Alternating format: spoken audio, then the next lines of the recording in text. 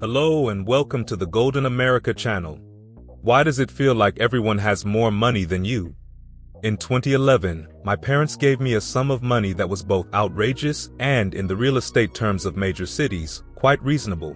10% down on the 250 square foot apartment I still own in Fort Greene, Brooklyn.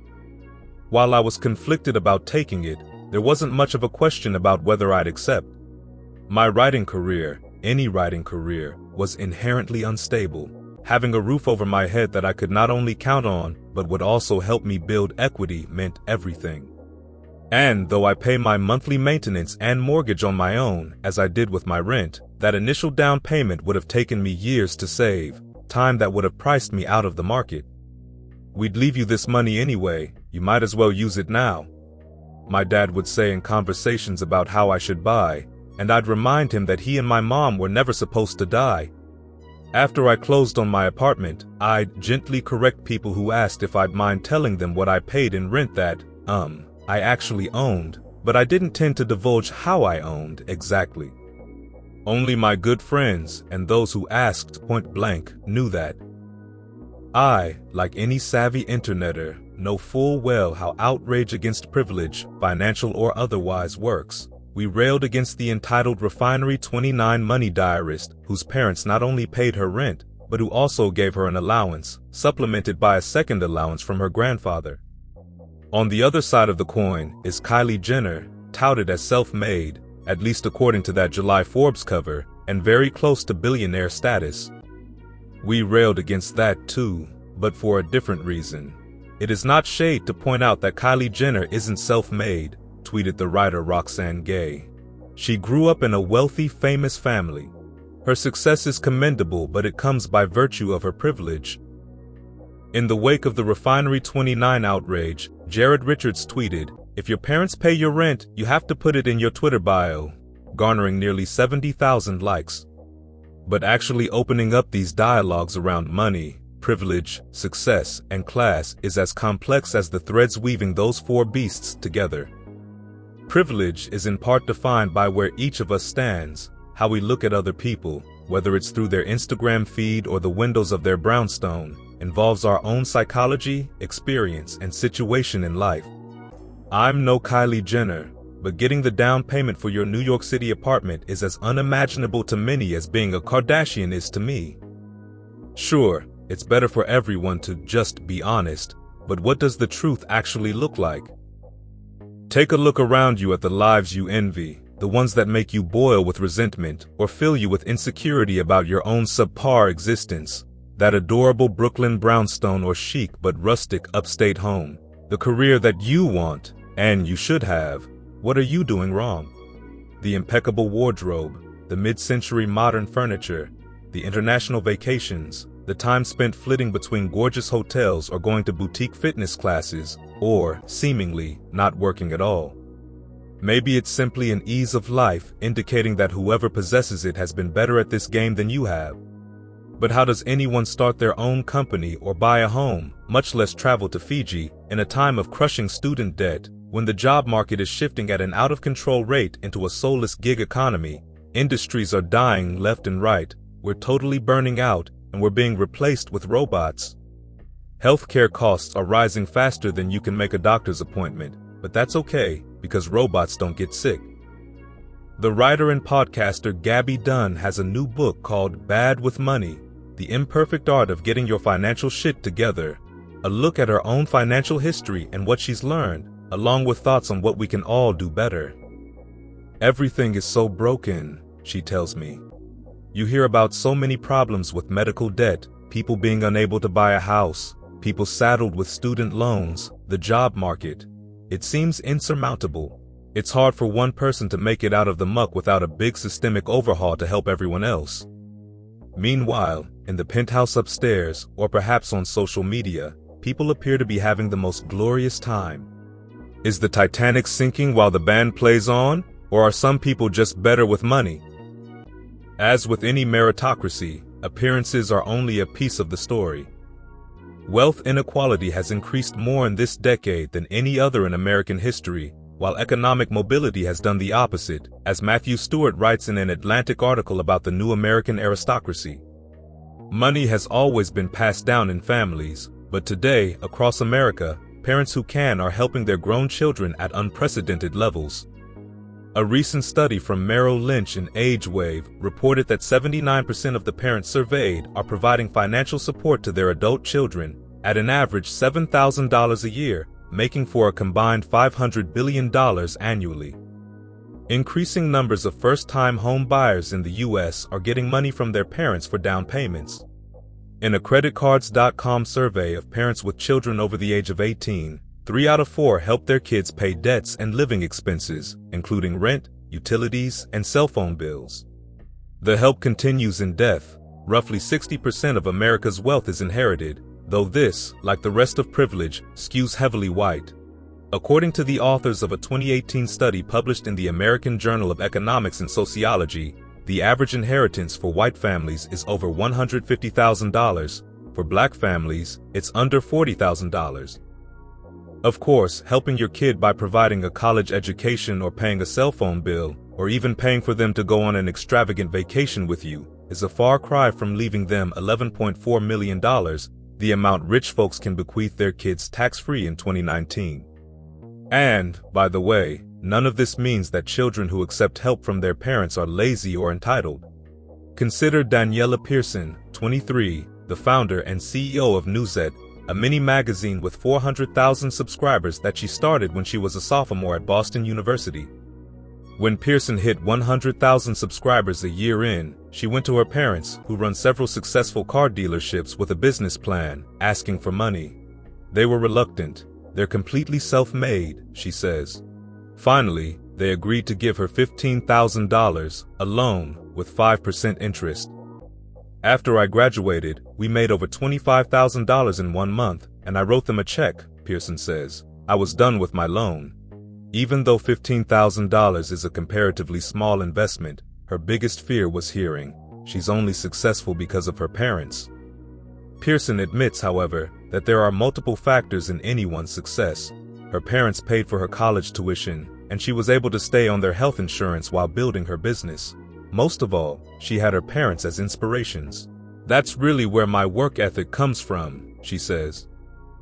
Farnoosh Torabi, creator and host of the So Money podcast and author of When She Makes More, 10 Rules for Breadwinning Women, was able to graduate from college debt-free and buy her first home with the help of her parents.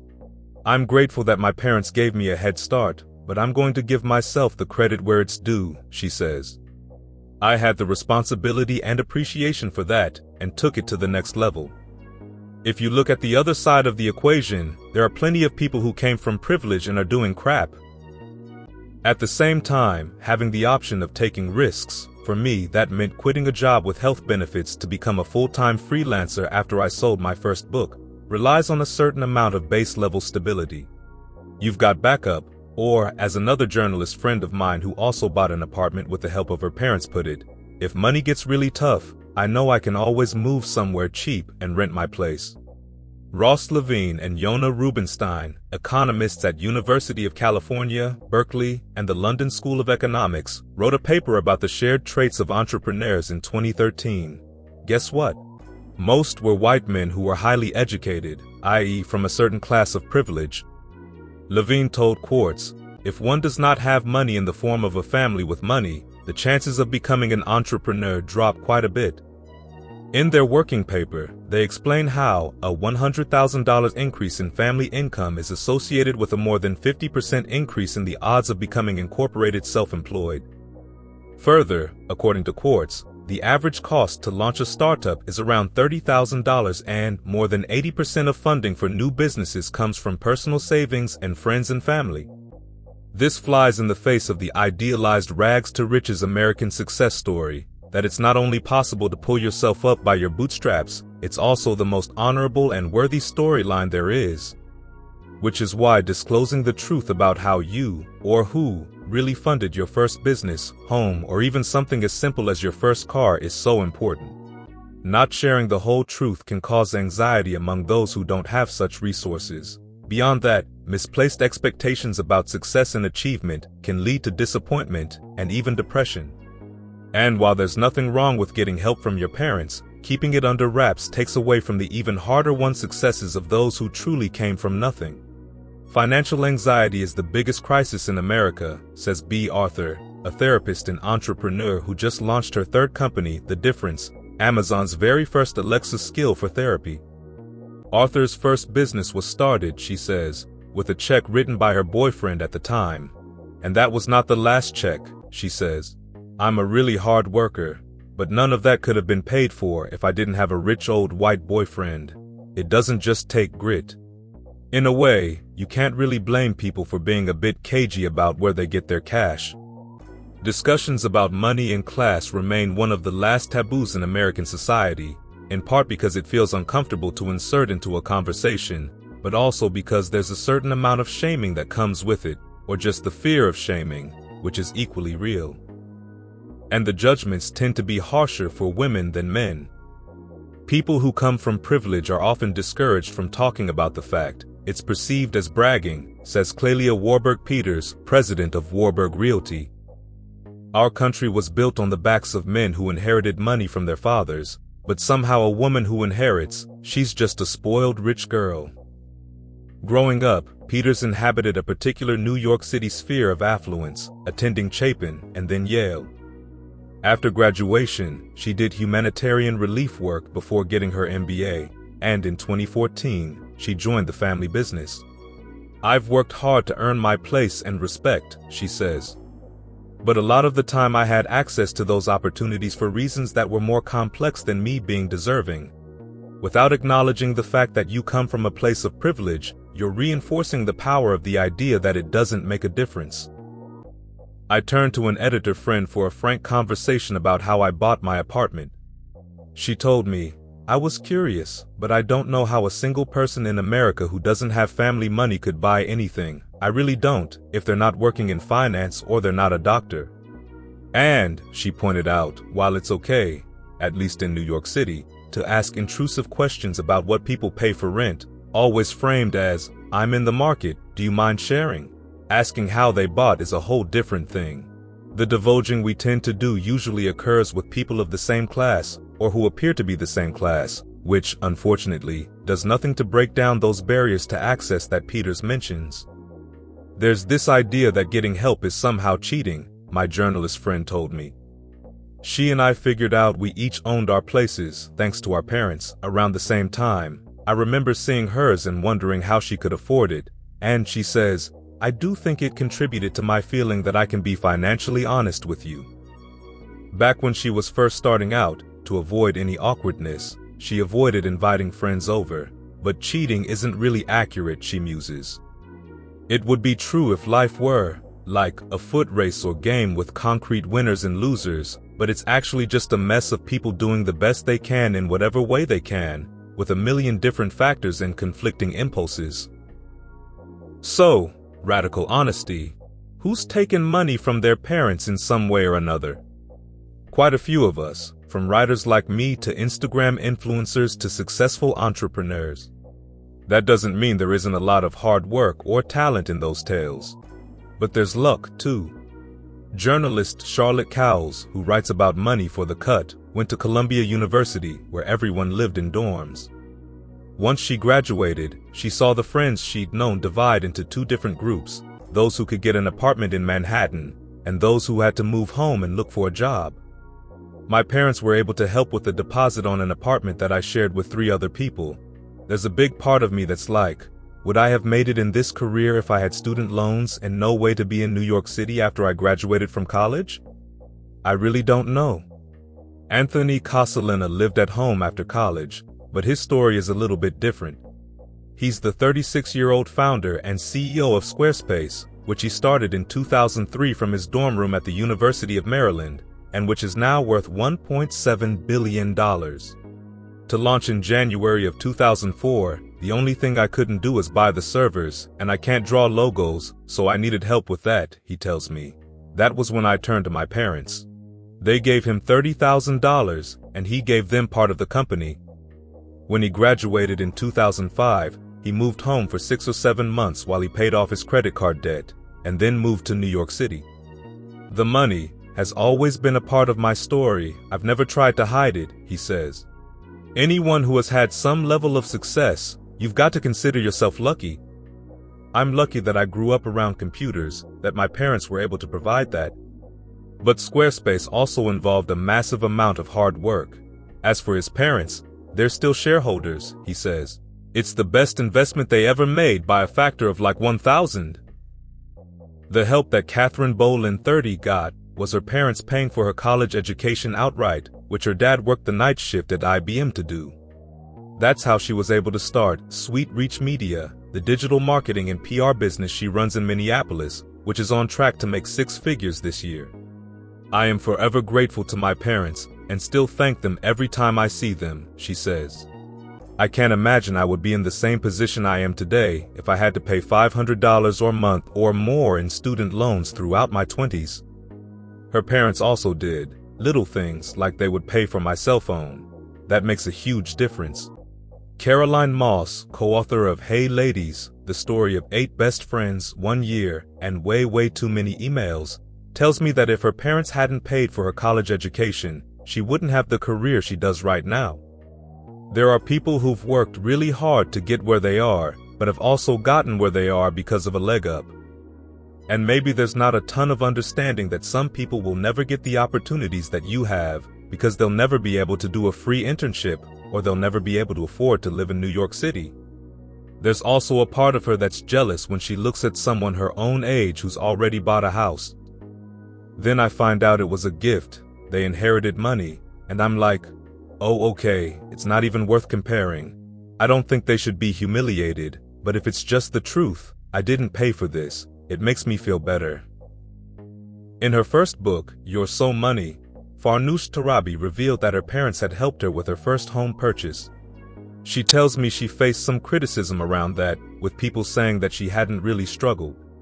Her parents' assistance arguably put her on a path in which she was able to take the leap of faith to write that book, which led to so much more, including helping others by advising them about their own financial choices and realities. It goes back to that relationship between stability and risk-taking, having the time and space and cash to invest in that dream career that might not ever pay off, getting access to those first essential resources to put into something you'll grow into so much more. Regardless of how much privilege you have, if you don't do the work, it's not gonna happen, Cal says. But having the privilege to direct your work into what's going to pay off for you in the future, that's a lot of privilege. The combination of her parents' help and her own work ethic meant I ended up being able to really get ahead in my life, says Torabi. You have to be comfortable with the beginning, middle, and end of that story. Sure, a lot of people are only going to see the headline. That's just how it works. But, she notes, you're doing a bigger service by being honest about the whole truth. Lisa Prizistup has the most beautiful Instagram account, @brass_tax, featuring the kind of pictures you want to live in, the country house, the trips to Japan and Jackson Hole. She also frequently thinks about the half-truths of social media. We still rent in Brooklyn, and a reason we could afford the house upstate is my husband's dad helped us with a down payment, she says. They're paying him back every month with interest. That's a lot to unload in an Instagram caption. Should I try to be like, upstate for the weekend, not here full-time, wish we could be? She pauses. I guess ultimately, the question is, how are you honest about the life you're leading in a way that levels the playing field and doesn't set people up for unrealistic expectations about what they should be doing? It's really lovely to be realistic about what's possible, says holistic facialist Britta Plug, who was able to open Studio Britta in New York City thanks to a $50,000 loan from her parents and her own $50,000 in credit cards. I have zero shame, she says. I'm just incredibly grateful. With the cost of living in this town, there's no way I could have opened a place without help. Plug knows borrowing from your parents isn't a choice everyone can make, and supports asking and answering the question, how did you make this happen? Then you don't have to feel bad about yourself for not being able to do it. Not talking about it reinforces the status quo, as Clelia Peters explains. In any structure of privilege, it's incumbent on the people at the top to start to examine their privilege and also grapple with the way their privilege may mean that other people are put in less privileged positions. That's why it's so dangerous when people don't talk about it. There's a degree of braveness that comes of being outspoken about your financial story, says Tarabi, who recommends starting with the people you trust, those who deserve to know, and getting them to share too. But before that, have a conversation with yourself. Ask yourself, what is the story about my money that I believe in, appreciate, and think is worth telling, she says. You have to be okay with people raising their brow at that. Don't take it for granted. Have it be fuel for your motivation. Tell us the whole story, don't lie, and put it in context. For example, you graduated from college and you want to put something on Instagram. Say, I'm graduating debt-free. Thanks, Mom and Dad, for using your 401k to put me through college. There's a caveat for all of us. If you're going to say we should have transparency about money, it goes the other way too, says Gabby Dunn, the author of Bad with Money, The Imperfect Art of Getting Your Financial Shit Together. If someone shares that they get money from their parents or their salary is high, there's nothing that the internet wants to go to town on more than that. But you can't encourage people to talk about it and then shit on them when they do. Talking's just the first step, to be sure. As we come to terms with the inherent financial inequities in society, which trickle down not only to burgeoning billionaires, but also to freelance writers and their Brooklyn apartments, there's plenty more to do to help break down the invisible barriers that keep some people out. As Caroline Moss tells me, I think it's more of a question of, are people who are afforded the privilege of getting help going to help others? If you have the privilege of not having to pay 50% of your rent because your parents are paying, how can you advocate for interns to make a decent enough salary or for scholarships to support an intern or fellow? That's where the change comes in.